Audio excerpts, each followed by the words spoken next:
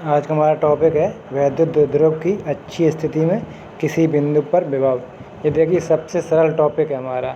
कैसे वैद्युत द्विध्रुव को हम जानते हैं कैसा होता है कि वहाँ पर दो समान आवेश होते हैं विपरीत प्रकार के, विपरीत चिन्ह के, उनके मान समान होते हैं, एक दूसरे से अल्प सूक्ष्म दूरी 2L पर उपस्थित होते हैं। जो हम बार बार वहाँ पर 2L शब्द का इस्तेमाल कर रहे थे वो क्यों करते थे? क्योंकि इससे हमें अन्य चीज़ें निकालने में, गणना करने में आसानी हो।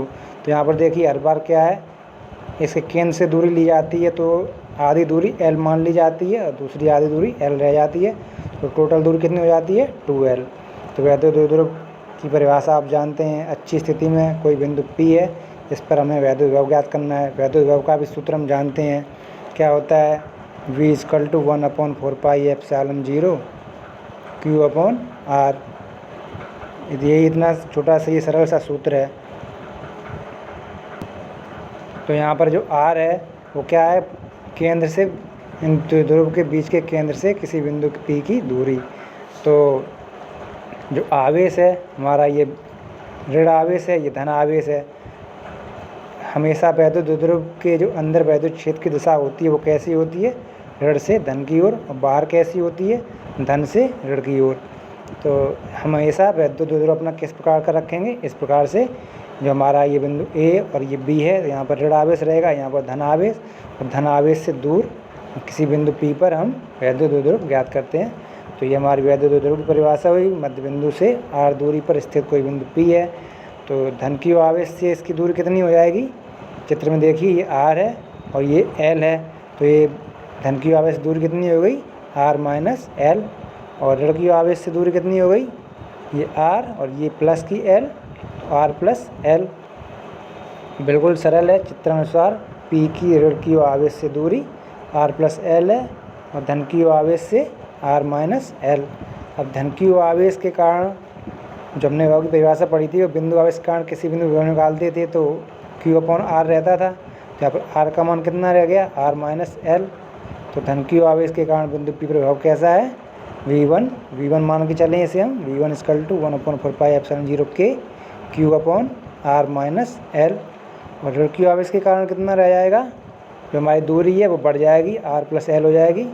तो V2 से मान लिया 1/4πε0 K। यहाँ पर चिन्ह कैसा है? माइनस का, क्योंकि हमारा आवेश है ऋण का है। विभव का चिन्ह किस पर निर्भर करता है? आवेश की प्रकृति पर। जैसा आवेश होगा विभव हमारा वैसा ही होगा। अब विभव कैसी राशि है? अदिश राशि है। तो अदिश है तो इसे जोड़ने में और आसानी रहेगी, बीजगणितीय विधि से आसानी से जोड़ देंगे। तो V2 का मान क्या हो गया? 1/4πε0 K - Q/ दूरी हमारी कितनी हो गई? R + L। अदिश राशि है, बिंदु P पर कुल विभव कितना हो गया? इन दोनों का परिणामी आसानी से हम जोड़ देंगे चिन्ह सहित। तो V1 + V2, यहाँ पर धन की आवेश था तो यहाँ पर धन, यहाँ ऋण की आवेश का यहाँ पर ऋण चिन्ह आ गया है। इसे अगर हम जोड़ दें तो ये कॉमन चीज़ है, बाहर निकल के आ गई Q/4πε0 K। हमें कितनी गणना करनी है? सिर्फ इस चीज़ को अंदर हम जोड़ दें अगर हम, तो बिल्कुल आसानी से निकाल लेंगे। कितना निकल के आएगा? 2L/R² - L²। जब हम इसका वो करेंगे, LCM लेंगे और हल करेंगे तो ये मान हमें प्राप्त हो जाएगा। अब ये देखिए जो दूरी L है, ये दूरी R है। तो जो दूरी L है ये कैसी है? बहुत सूक्ष्म दूरी होती है। तो R दूरी है, बहुत अधिक मान होता है इसका। चित्र में तो यहाँ पर L कुछ दिखाई भी दे रहा है, लेकिन L का मान बहुत सूक्ष्म होता है। जब कोई संख्या बहुत सूक्ष्म है, जब उसका हम वर्ग कर देंगे तो वो और छोटी हो जाएगी। जैसे यदि मान लिया 0.1 बहुत छोटी है, इसमें 0.1 का ही अगर हमने गुणा कर दें तो हमें और छोटी संख्या प्राप्त होगी, 0.01। तो ये क्या है? और छोटी संख्या प्राप्त होगी। तो इस प्रकार से जो L है वो हमारी छोटी संख्या है, इसका वर्ग कर देंगे तो और छोटी संख्या होगी। और R है हमारी वो और बड़ी हो जाएगी। तो इसकी तुलना में क्या है? हम L² को छोड़ देंगे। अगले पेज पर देखते हैं। तो यहाँ पर देखिए बहुत छोटी है तो L² को क्या है? हम छोड़ देंगे। अब जो हमारा Q बाहर था, अंदर 2L था, तो हम इसे किस प्रकार से लिख देते हैं? V = 1/4πε0 K 2QL/R² - L²। अब वैद्युत द्विध्रुव पढ़ चुके हैं, वैद्युत द्विध्रुव का आघूर्ण पढ़ चुके हैं। तो ये मान किसका है, वैद्युत द्विध्रुव आघूर्ण का मान है 2QL = P। इसका मान रखते हैं, L² को छोड़ देते हैं, तो वैल्यू हमें क्या प्राप्त हो रही है, V = 1/4πε0 Kp/r²। बिल्कुल सरल है ये, इसमें हमें कुछ भी नहीं करना है। जो हमारे वैद्युत द्विध्रुव थे अलग अलग बिंदुओं के कारण बिंदु P पर हमने जो विभव निकाला है, दूरी में थोड़ा परिवर्तन हुआ है, r + l r - l, और उसे हमने बीजगणितीय विधि से जोड़ दिया है। तो ये बिल्कुल सरल है, एकदम आपको समझ में आ गया होगा, इसमें कुछ ज़्यादा है ही नहीं। तो अगला टॉपिक क्या है, इसमें बनता है हमारा वैद्युत द्विध्रुव की निरक्षीय स्थिति पर स्थित बिंदु पर विभव। अब निरक्षीय स्थिति कैसी होती है कि ये हमारा ऋणकीय आवेश है, ये धनकीय आवेश है। इसे हम इसका लंबार्धक करें तो ये लंबार्धक वाली जो रेखा है PQ, ये इसकी निरक्षीय स्थिति है, यानी कि ये निरक्ष कहलाएगा इसका। तो इस पर किसी भी बिंदु पर हम अगर विभव निकालें तो वो हमेशा हमें शून्य प्राप्त होगा, क्योंकि इससे दूरी समान है, इससे भी इसकी दूरी समान है। लेकिन आवेश कैसे हैं, विपरीत प्रकृति के। यहाँ पर धन है, यहाँ पर ऋण है, और विभव के मान हमेशा बराबर आएंगे। इस पूरी निरक्ष पर किसी बिंदु पर जाएं तो विभव के मान कैसे आएंगे, बराबर, और इनके चिन्ह विपरीत होंगे। और विभव है अदिश राशि, तो अदिश राशि है तो बीजगणितीय विधि से जोड़ेंगे तो वो क्या है, हमेशा शून्य निकल के आएगा। तो इसे बस लैंग्वेज में हमको लिखना है कि चित्र में द्विध्रुव का लंबार्धक रेखा क्या है, PQ। ज्यामिति में आपने पढ़ा होगा कि लंबार्धक कैसे करते हैं या कुछ भी। तो ये क्या है, इसकी निरक्ष कहलाएगी।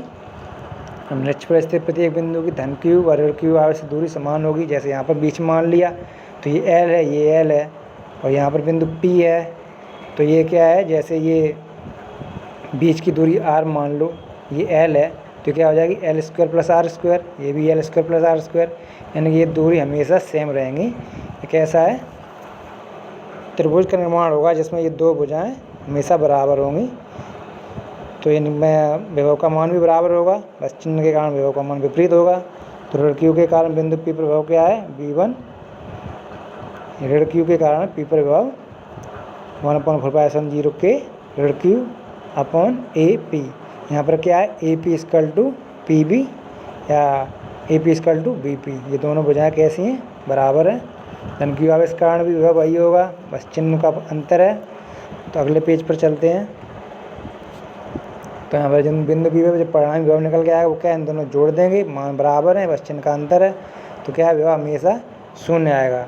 यानी कि वैद्युत द्विध्रुव के निरक्ष पर, जैसे यहाँ पर धन है, यहाँ पर ऋण है, इसकी निरक्ष पर ये है, यहाँ पर किसी भी बिंदु पर अगर विभव लेके चलें तो कैसा होगा, हमेशा शून्य आएगा। तो यहाँ पर हमेशा विभव कैसा रहता है, निरक्ष पर हमेशा विभव शून्य रहता है। अब हमने देखिए वैद्युत द्विध्रुव की अच्छी स्थिति पर, पहले हमने वैद्युत क्षेत्र पढ़ा था, निरक्षीय स्थिति में वैद्युत क्षेत्र पढ़ा था। हमने क्या पढ़ा है, अच्छी स्थिति वैद्युत विभव और निरक्षीय स्थिति में वैद्युत विभव। इन दोनों पर एक बार दृष्टि डाल लें तो ये क्या है, E = 1/4πε0 K 2P/r³ होता है, और निरक्ष पर क्या होता है, वैद्युत क्षेत्र P/r³। यानी कि अच्छी स्थिति पर वैद्युत क्षेत्र का मान निरक्षीय स्थिति के वैद्युत क्षेत्र के मान से दुगुना होता है। तो ये वाली बात हम पढ़ी थी पहले भी, बस इसे देख लें। और यहाँ पर विभव क्या निकल के आया था हमारा, P/r², और निरक्षीय स्थिति विभव कितना है, शून्य। ये टॉपिक हो गया कंप्लीट। अभी एक और रह गया है, इसमें क्या है, किसी भी कोण थीटा पर, जैसे ये हमारा वैद्युत द्विध्रुव है, इससे कोई बिंदु P है, जैसे यहाँ पर हमारा ऋण आवेश रखा हुआ है, ऋण आवेश, यहाँ पर धन आवेश, कोई बिंदु P है, थीटा कोण पर स्थित है। तो इसके लिए हमें यहाँ इस बिंदु पर विभव निकालना है, तो वो हम निकालेंगे अगली वीडियो में। तो ये विभव वाला टॉपिक जो है बिल्कुल सरल है, उसके लिए अगली वीडियो बनाएंगे।